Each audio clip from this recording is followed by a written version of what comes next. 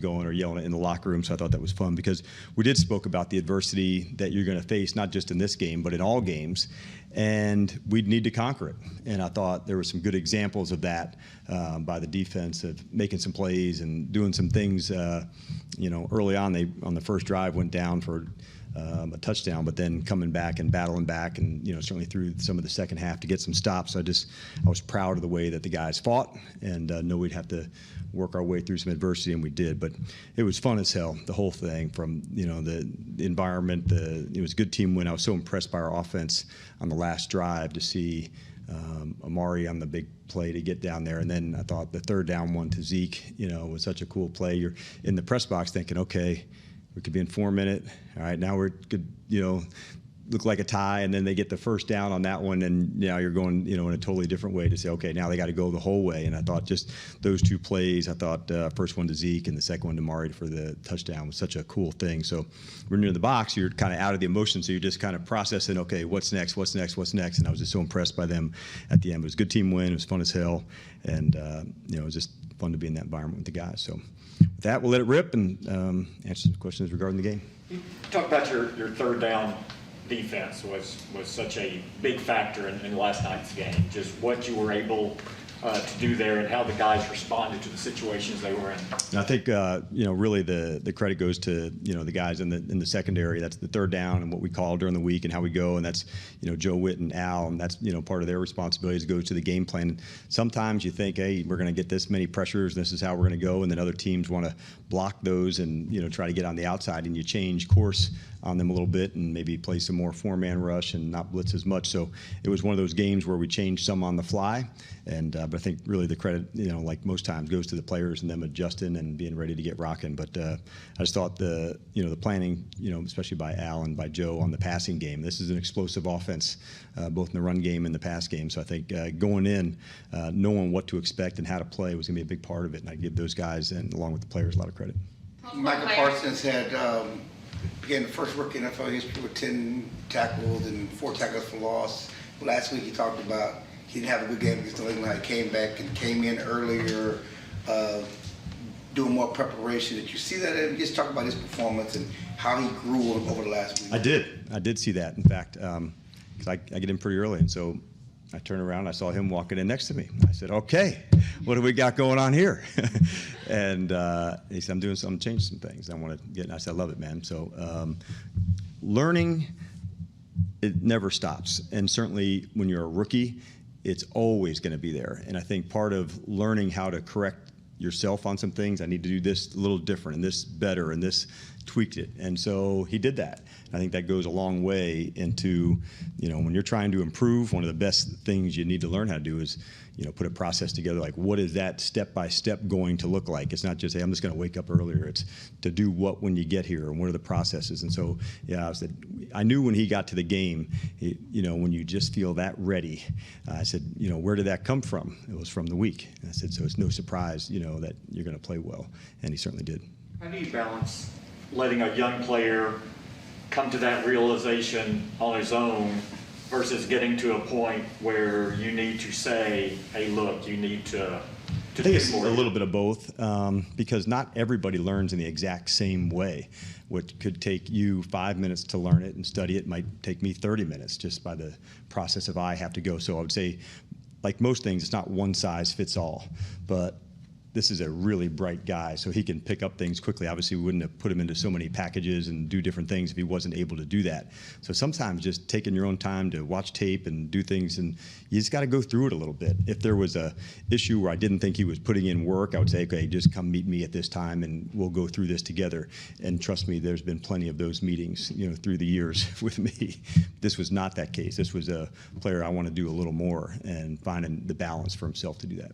Several players mentioned after the game the no excuse mentality y'all try and have as a defense. It's easy to say, but what's the key to getting guys to buy into it, and what does that look like on the field? I think knowing what I was going to refer to earlier was a little bit of like there's going to be some adversity in every game, and when it comes, how do you respond and how do you answer for it? And so I thought having the mindset, calling on that mindset, there's going to be some plays, but you're going to come back and fight. And I thought, what a good example of that. There was penalties on some drives that extended ones, but didn't mean they had to score. It just means, okay, they got, 15 yards or 10 yards, and now we got to go reset and play it again. But I was impressed by their mindset collectively to say, we're going to stand up, we're going to make the, whatever call we need to make, whatever change we need to make. And I've been impressed by that with their resilience, because sometimes in a game plan, it just doesn't flow that way, the game. Like people have done their own self-scouting and they may want to try a different blueprint. And as you get into the game, I think one of the most important things for a coach to have is like, okay, this shit ain't working. We got to try something else. And when those moments come, you better be able to adjust and adapt. And that's, with this group of guys, they're able to do that. And I think certainly I felt that in the second half. There was a number of drives and they just kept going to battle for it. And it was just a game that you thought was going to fight all the way to the end. That's what made it so much fun and so exciting to be a part of. The last drive is an example of that, when you have these penalties and they're moving down, and then it's, okay, you have 2 straight, 3 straight maybe negative plays, and you force them to kick the field goal. Right. And so when those ones happen, just because they got down the field, and I think Basham had 1, Randy had 2, and when it goes that way, you almost just have to reset. And if you bitch about the last play, it's certainly not going to help you on the next play. And so, yeah, it's a first down, and how are we going to go about it from here? And those are moments that you have to kind of go through to learn and fight your way through it. And being in the tough, close games, there's things you gain from it. And they don't always go according to exactly how you want. Like certainly we didn't want 3 penalties on the, potentially, game, changing drive. But when they happen, you still have to be able to, have the ability to fight back and go. And I was certainly impressed by the group on that. What did you think of the tackling that your team had? And not just Micah, but it seemed like there was a lot of plays where a guy would catch a ball, but there wouldn't even be a hesitation. They would get the guy down right away. And then also with that, how do you work on that in practice? Because I know there's only so much that you can do in terms of hitting like that. Yeah, I think there's 2 parts to that, and I'll explain why. One, from a technique standpoint on tackling and tracking and owning a leverage to tackle somebody, and you can work that in practice. It doesn't mean you're going to take the guy to the ground, but it does mean, are you approaching the tackle with the correct leverage? And when you're playing against a back like Cook, who can jump cut so quickly, I might be head up or just have the right leverage, and all of a sudden he jumps and now I miss the tackle. That's when the relentless pursuit has to take over. If I miss a tackle, the next guy, because how hard he's running to go, can make up for a misfit or a mishit that happens.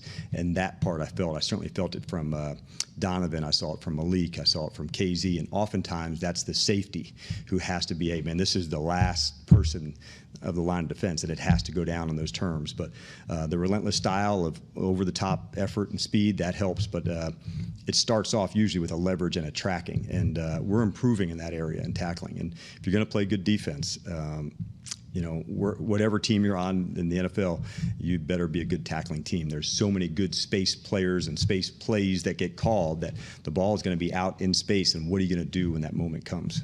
Well, Go ahead, back here. Justin Hamilton plays a position where his name doesn't get called too often, yet it seems like we call it when he gets the opportunity. What kind of conversation is he forcing, if any, in regards to elevations and, because he's out of those?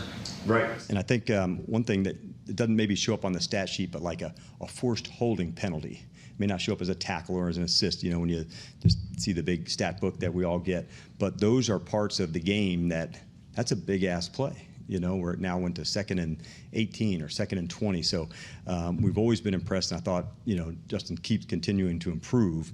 And, when you have those moments and you deliver on them when they come, then, yeah, your name gets brought up in those conversations as it should. Randy Gregory told us a couple weeks ago that he feels he relies too much on his speed and power and his bull rush. As a coach, how do you balance trying to maximize a player's strengths, but also trying to expand their pass rush arsenal to keep offensive linemen guessing? Yeah, I think that's part of the use almost the analogy as like a pitcher. And as a pitcher, sometimes if you had, I got a great fastball and over and over, but eventually, people can time on that and get it. And so what's the alternate pitch that you throw? Is it a changeup or I throw a curve? That's something that's different, that looks the same. And so most often as pass rushers, you want the approach to look the same. So I'm out on the edge, ripping off the edge, and I'm going right at the player. Am I going to bull him or am I going to chop him? And so for me, like I said, I've learned a lot from players through the years. And one of the things I picked up from Dwight Freeney through the years, he was only 6'1" and 260, so he wasn't the tallest, but man, he could power. And then as just about when he was going into power, boom, spin.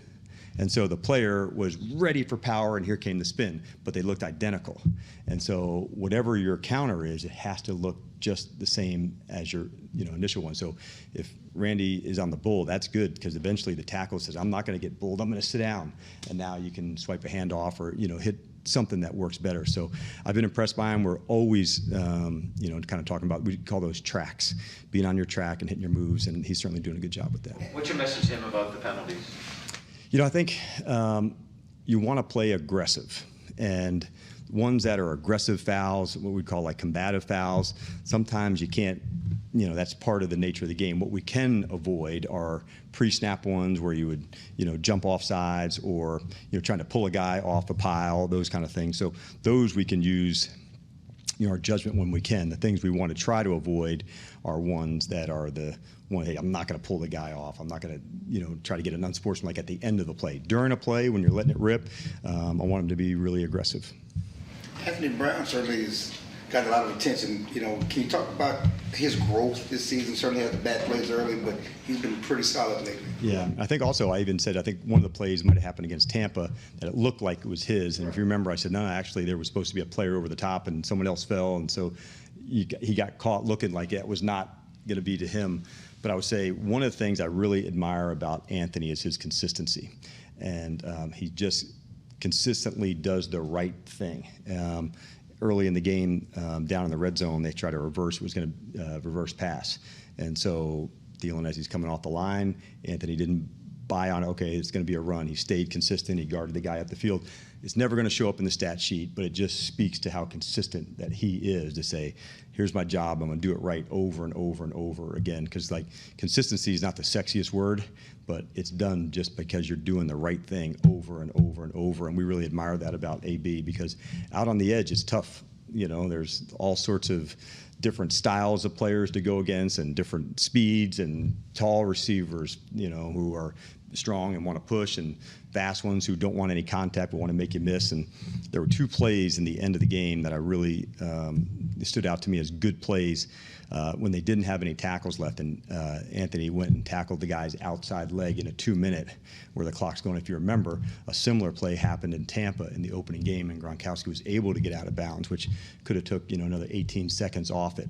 And so when you see a play go from the beginning of the year to now, and it's almost a similar play, I was really happy for him. And Jordan had a similar one on the other sideline. And so when there's 50-some seconds left and they don't have any timeouts and the clock keeps winding, that's a really big play, because in normal football, you use the sideline, okay? Sideline is great for tackling, and you work them right in there, not in a 2-minute where you got chances to go. And I thought, what a good example for AB and Mr. Consistency of, hey, this is the moment, I'm going to go nail it this time.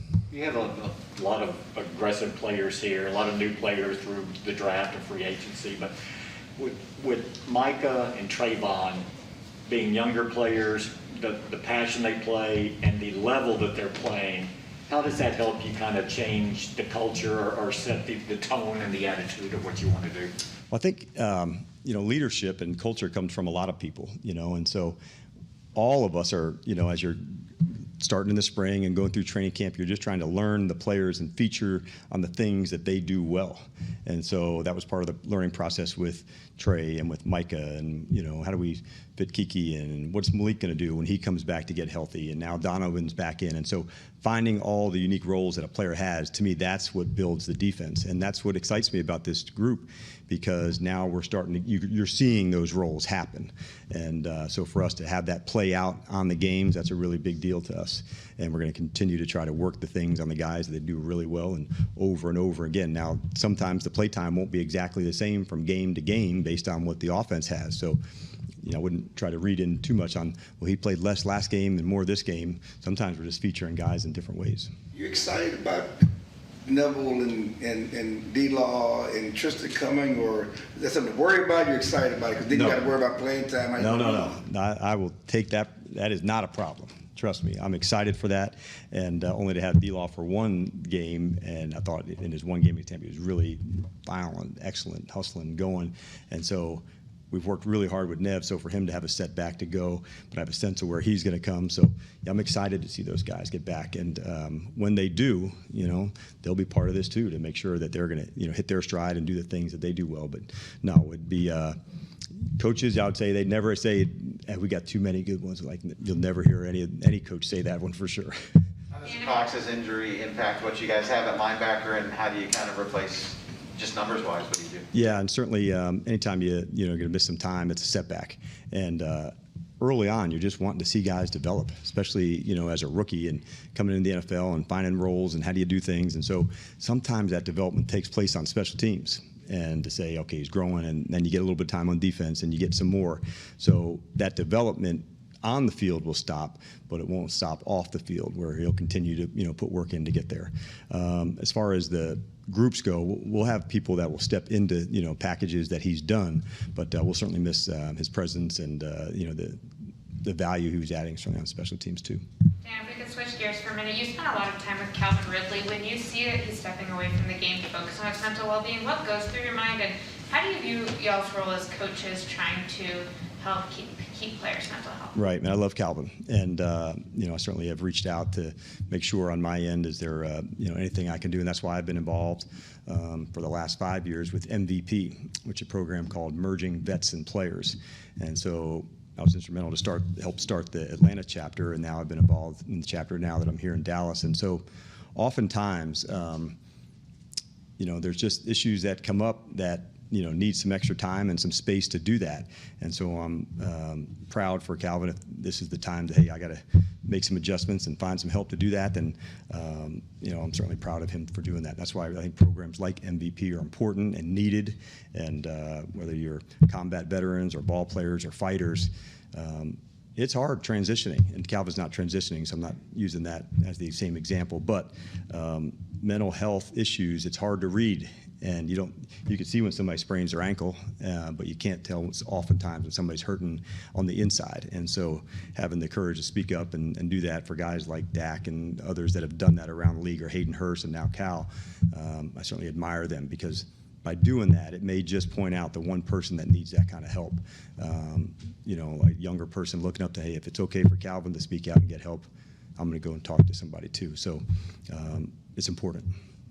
And with a group as young as you have, was there something in particular that prompted you to get involved initially, or just generally you think it's important? With MVP? Yeah. Well, first for me, I recognized as a coach, you're there on the best days for a player on the job, and you're also there for the worst days as a head coach. And so I recognized being there for some of the worst days, hey, this might be the end of the line, and knowing that how difficult that can be to be, hey, not part of a team, I'm out of the uniform, what does that look like? And so that's why I thought it was so important, to merge these two groups, the combat soldiers who've been through a lot and, are so connected to a team, the same thing with ball players and fighters, they heart, soul, everything into what they do. So when that changes, it can be lonely, it can be isolating, it can be just a really difficult time. So having other like-minded people together to go through this, sometimes the peer-to-peer counseling can be as important as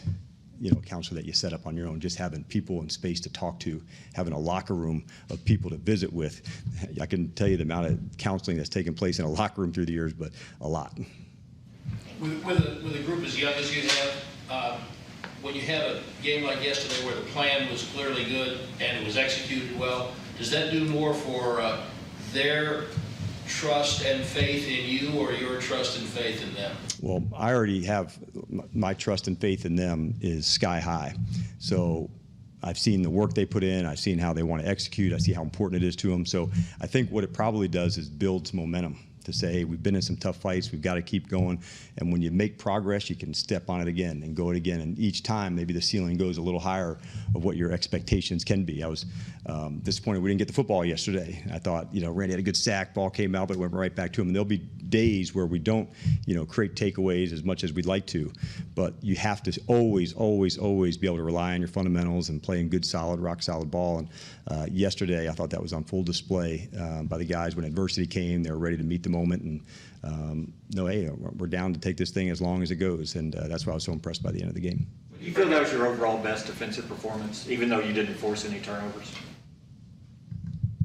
Parts of the game, I would say, were, yeah. And then just, we've been in some close, tough games. So you build a little resiliency by going through those, and you never know how you're going to react until you get into those moments. And so Mike's done a good job of putting the team in a lot of situations through the spring, through training camp. We even do it during the week. But I think you have to be in those fights to gain the confidence. You can't just talk about it. You got to live it. And so I think by going through these tough moments and coming out on the other end strong, I think those are very important. All right, thank you, Coach. All right, you guys have a good one.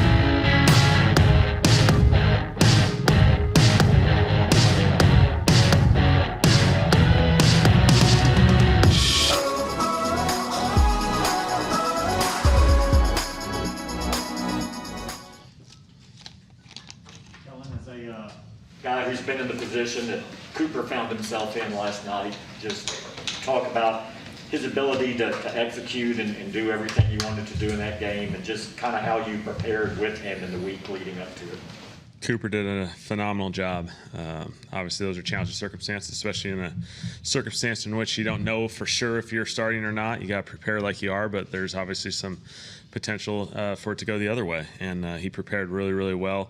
Thought he got more and more comfortable as the game went on, progressed really well, and took advantage of some opportunities and made some plays as it went down the stretch.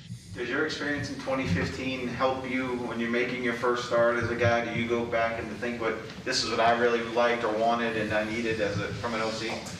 I think certainly there's some value in your own personal experience, but last year we had Andy had an opportunity, Garrett had an opportunity, Ben had an opportunity, and so we kind of went through situations that I think helped ultimately help us all grow through those experiences. And so I felt like we were prepared, we handled it well. I think the entire group responded really, really well. I think there was a lot of confidence with Coop going in there with the entire group that we're going to continue to play at a high level, and I think guys handled it really, really well. Did you gain confidence? I'm sorry. Did you gain confidence throughout the game? It seemed like you didn't hold anything back. You were aggressive and calling shots down the field and everything else. I think that was the approach based off the flow of the game. I felt like we got receivers that we feel really, really confident about, and there were some opportunities that presented itself, and we felt Coop was in a good place, and we got to continue to attack guys the way they're presenting us with opportunities. And so I think our guys handled it really, really well. That's a really tough, challenging environment. It's one of the top ones in the league, that place.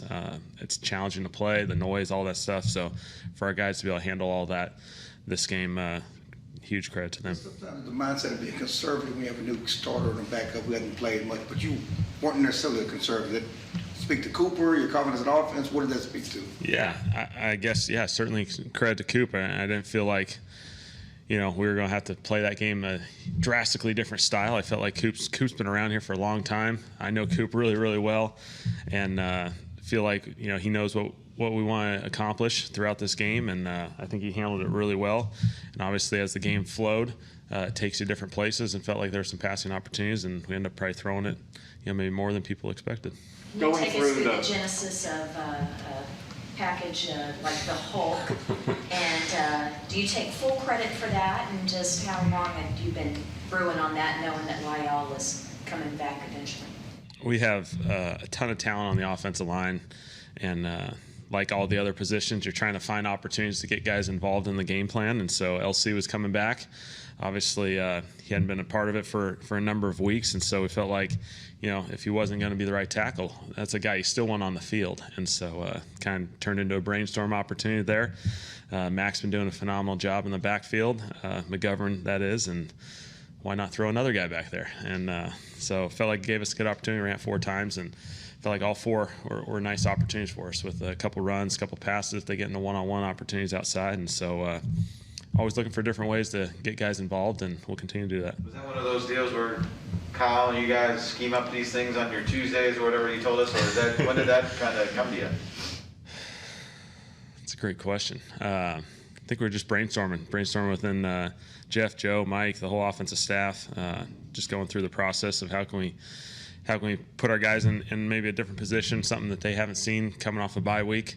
And certainly Mike ran that formation a number of times back in the Green Bay days with their fullbacks, and so something that all those guys obviously had a lot of comfort level with, and so we wanted to go down that road, and maybe there's more things coming off it. Good for the offense, but also good for Lyle, who hadn't played, and just get him involved mentally. Like, okay, I'm a part of this as well. Certainly, I think the more guys you get involved in packages and roles and different things, that helps the individual, but it also helps the entire offense. Just being able to play a number of guys in that game, and receivers are a part of packages, tight ends, running backs. I think we got a lot of guys that we can utilize, and we want to try and use as many of them as we can. Who gets credit for the fun name Hulk? I don't know. I don't even know who named it. Let's go Chase Hazlitt. Coaches talk about next man up, and it seems like that would be easier said than done, but for you guys specifically on offense, with what Terrence Steele's done and Cedric and then now Cooper, just how big has that been for you guys? it's certainly a saying a lot of people use when there's a lot of evidence to it. I think guys build more momentum into being able to handle those situations. And we've had a number of guys who've been able to step up in some situations where we lost other guys, and they've taken advantage of opportunities and potentially grown their own roles along the way. And so I feel like we're in a great spot. Our guys respond really well to this stuff. Playing on the road at Minnesota, first start, there's a lot of natural emotions to go with that. Without Dak on the field, he's certainly the leader. But guys rallied around Coop, and they knew we were going to find a way. I think you've had 5 starters now in the last 23 games. You're always trying to fit the skill set of the quarterback with the game plan, but have you changed at all during this process? Do you streamline it, or how do you go about it since you've had to do it so often, as far as how do you fit it? Do you fit it on this end to that, or the quarterback end of what you're doing? I would say it's a combination. Steering it too far just exclusively to the quarterback, and now you're limiting the other 10 people on the field. And if you go the other way, you're not putting your quarterback maybe in the best situation to be successful. And so fortunately for me, like I said, I've been around Coop since 2017. We know each other really well, understand the game plan, understand the player that Coop is and the things that he's going to do to be successful, and he's got a number of ways that he can play. And we felt very comfortable with being able to play a very similar approach there with Coop, even if Dak wasn't going to be able to play. What was Dak like during the game? Got to be a coach, got to throw the headset on. He was awesome. He's obviously still the leader on the sideline. Great communication. I think it's good to have him on the sideline. I enjoyed it because he's able to view it maybe from a different lens and have those conversations with me. Hey, what do you see about this and that? And maybe there's something to that he'll be able to take away, just being on the sideline and viewing a game from a different perspective right there. Because certainly last year he wasn't on the sideline when he had the injury, and so being able to see it from that lens, maybe he got something out of it as well, hopefully. Travis, after he had been on the headset back a couple of years ago, had said that was really helpful for him. What's your philosophy when you have a guy and that's how you're telling Dak, like, hey, listen, but don't say anything, he's cutting off the mic so he can't? No, Dak, he listens to everything on there. When we had those, Travis was a great example a few years ago. Those guys are fully on it. They're a part of the headsets. If they see something, say something. Now, Dak was probably a little bit more he was near me most of the game, and so we were able to have those conversations without, creating too much noise on the headsets when there's a number of people on there, but it was awesome. How close did he come to playing in your mind?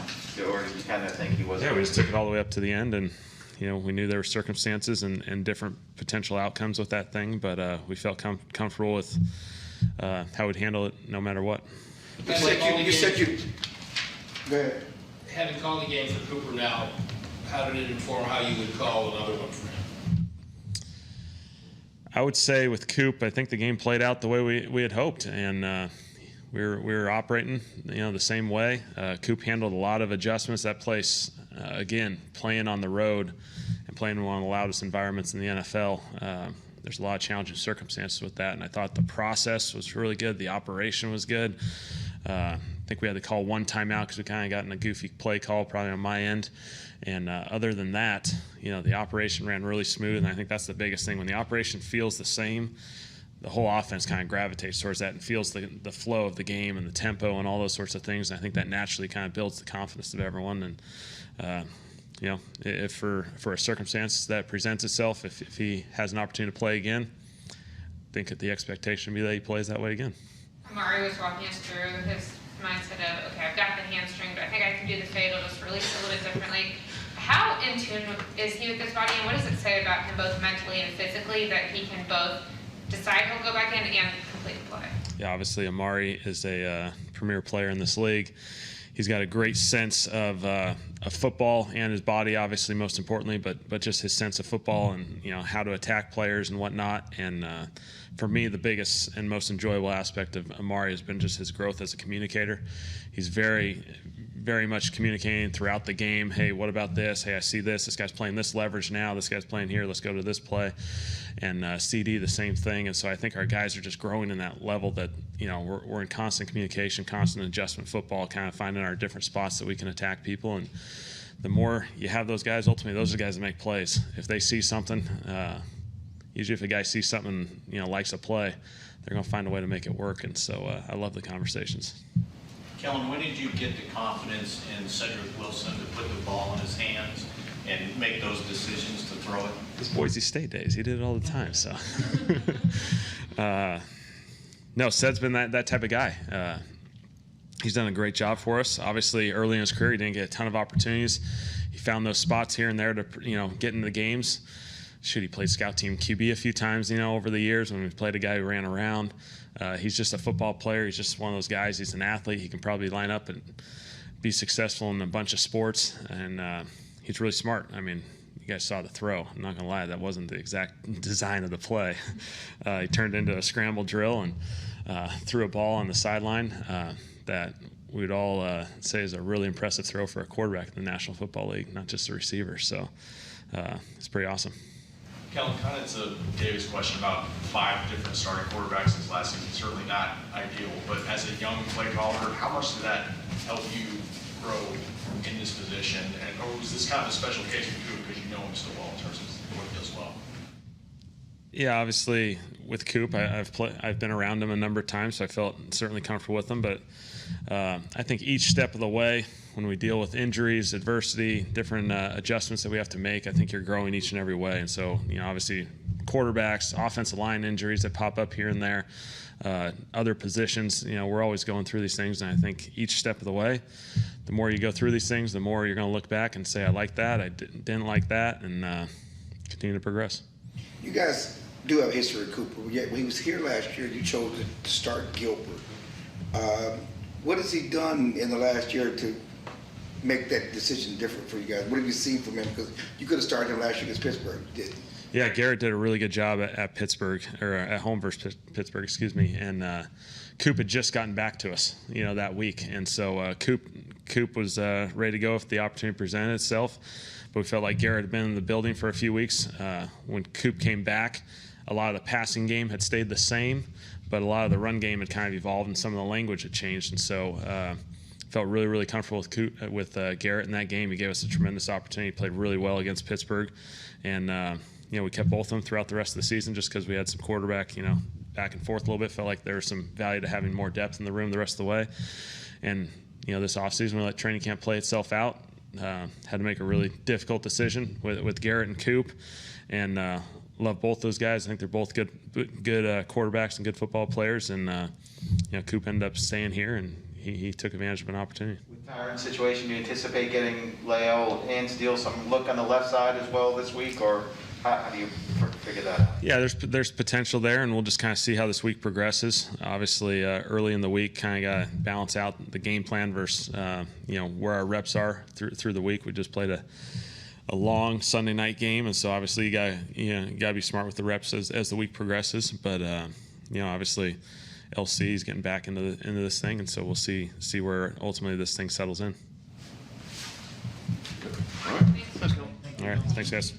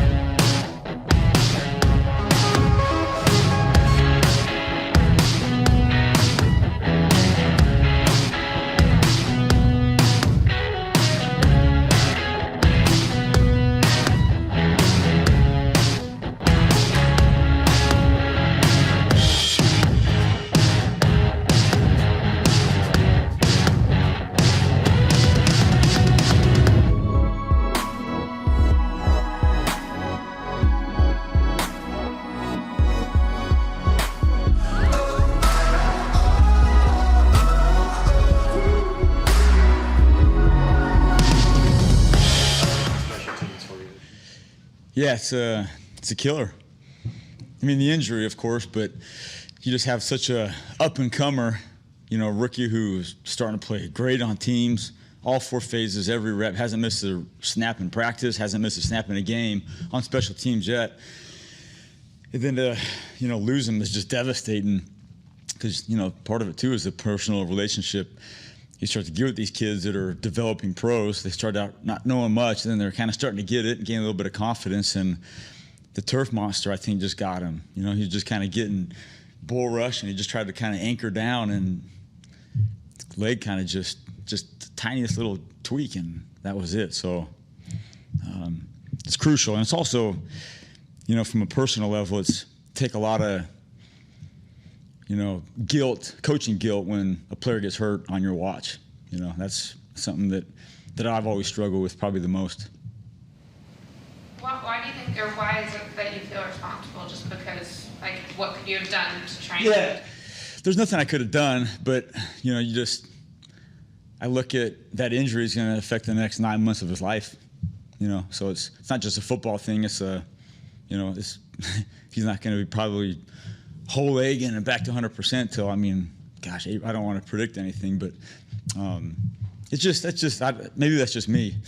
Guys get, like Mo Kennedy kind of got dinged on the kickoff the other week, and Jabril this week. There is some coaching guilt that I feel with kind of your guys that kind of get dinged up. It's a tough one. How did Calvin Joseph do in the stadium? He did outstanding. Outstanding. He played on all 4 phases. Really didn't do much of it in college. And his attention to detail and his energy the past couple weeks has been outstanding. Really, not just the past couple weeks, but since he got here. He was always all in on special teams. And what's great about him is he kind of understands that that's the way to get on the field. Once you start dressing, then you start getting some defensive opportunities. But you got to just play first. And so I'm really proud of him working hard, with the trainers to get back. And then we got him in the game, and he was a positive factor really on all 4 phases. When you lose a guy like Cox, who's a core special teamer for you, how do you replace him? Where do you go? Yeah, I think we just got Francis Bernard not up, but healthy again this past week. So, we'll see what Coach wants to do with that. But Francis played a lot of really meaningful snaps for us last year on special teams, and as fate would have it, he might be needed this week. Based on what happened in Pittsburgh yesterday with their kicking situation, Yeah. who's your emergency kicker and punter and holder and all these things? Like, what do you guys? That's a tough one. So yesterday, if you just take yesterday, for example, Will Greer would have been our emergency holder. Brian Anger would have been our emergency kicker. And Greg Zerline would have been our emergency punter. And we have a couple of guys that can snap it. Blake Jarwin can snap. Connor Williams can snap. And CeeDee Lamb can snap incredibly well. Really? Yep, that's a fact. That's not a joke. Would you really put, I don't know how much he weighs, but is that a realistic possibility? Probably not. But he throws it really good. To tighten those guards down and put the PP up in there. When did you first see that or find that out? I think, it might have been last year. Mess around in the field. Everybody thinks they can be a quarterback and a point guard, and watch this. And I was like, oh, jeez, he really can do it. That was just kind of a mess around moment where you discover snappers and watermelon kicks and all kinds of stuff usually happens in off the script time when players say, hey, coach, check this out. And they really actually have skills. You're like, oh my gosh, it's pretty awesome. Do you field players if you need a punter, if you need a kicker that you think of? I'm sorry? Do you have field players that, if Anger couldn't kick, if Greg got hurt, they Yep. could go to, who is Cedric Wilson would be a punter and a kicker. Really, Cedric Wilson would be a punter, and Azur Kamara can actually kick field goals. And another surprise kicker, I know you guys probably think I'm up here joking around, but Tyler Biotic can kick field goals. We saw that. Yeah. So there's a lot of unique skills, and Azur comes from a soccer background, back as a youth. So some of these guys possess skills. Tyler Biotic can kick field goals. CeeDee Lamb can long snap. You never think. You ever had to do it in a game? You ever had to do some emergency stuff like that in a game? We've had to have our punter be an emergency kicker back in LA a couple times. And then when I was in Oakland, Janikowski had to be an emergency punter for a game. And I've been fortunate enough never not to have an emergency snapper, which that's probably the most dangerous emergency. An emergency punter can go in there and catch it and just punt it, and it really doesn't matter what happens with the football as long as it goes that way pretty far. And then kicker, you got to probably just shorten the range down for the punter who's going to hit some field goals. But the snapper's a tough one. Do your emergency guys get any scheduled work? Nope. Not during the regular season. We'll do it in training camp and spring ball, but the regular season there's not enough reps to. But off schedule, yeah, we'll get some guys some work. It's a huge factor that we think about every week. Like, okay, what if something happens to these guys? You don't have really a backup. It's not like a backup receiver, a backup running back. So you kind of have to manufacture however you can based on who's done it in their past. How happy was Cedric after his throw, and what's going through your mind as he's scrambling to pull that off? I was actually on the bench talking to a couple of our defensive players about kind of a next possible punt series coming up. So I kind of looked in at it at the corner of my eye, and I saw him scramble out, and the ball get thrown in the air, and I couldn't really see the whole play because I was, again, on the sideline. And first thought was, I'm not surprised. It's about right. But pretty awesome. I mean, somebody kind of like we're talking about so far, this conversation has gone to the versatility of players. And Cedric, arguably, is probably one of the more versatile guys, in my opinion. The ability to throw, punt, catch, do a lot of different things is pretty cool. Anything about the year Anger's having that surprises you? No. We talked about this before, too, and I thought he's always been one of the top guys in the NFL over the past 10 years. So nothing surprised me. There's been majority of the time he hit just great balls, and there's a few times, like in this past game, the first 2 balls he hit were right on the money, and then the next 2 punts he hit, there's just such a fine line between a great ball and a one that's just like, dang it, I just missed it. He hit a 37-yard punt that ended up kind of rolling on the ground, and if he just gets the ball outside just a little bit more, he adds 10 yards to it, it's probably fair caught, and it's a whole first down. So just the difference in, just the ball drop affects 10 yards of field position for our defense. And so we come off to the sideline, and the specialists were like, gosh, dang it. You know what I mean? We're all kind of like, we could have made them earn one more first down just by getting a better punt. And so, I'm sure the broadcast goes to commercial and all that and comes back, and not much is thought of it, but we think a lot about that. The difference between a 37-yard and a 47-yard punt is a whole first down to be earned by the opponent. So, but he's getting better, and I love having him out there.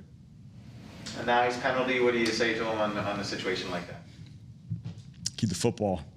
And that's a bad penalty. It's a bad penalty. 4th and 5, and, just a bad penalty. All right, thanks, guys. Okay, thanks.